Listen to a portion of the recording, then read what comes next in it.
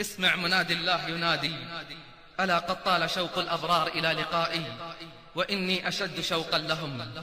ألا من طلبني وجدني، ومن طلب غيري لم يجدني. من ذا الذي أقبل علي وما قبلته؟ من ذا الذي طرق بابي وما فتحته؟ من ذا الذي توكل علي وما كفيته؟ من ذا الذي دعاني وما أجبته؟ من ذا الذي سألني وما أعطيته؟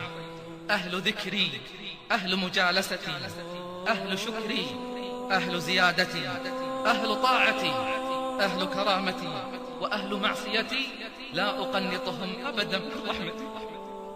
وأهل معصيتي لا أقنطهم أبدا من رحمتي.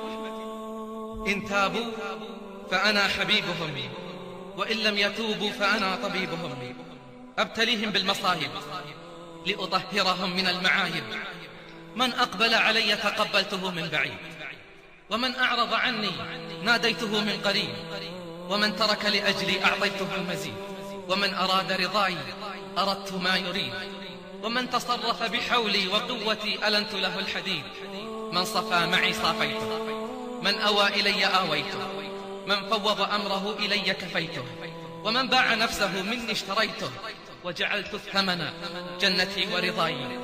وعد صادق وعهد سابق، ومن أوفى بعهده من الله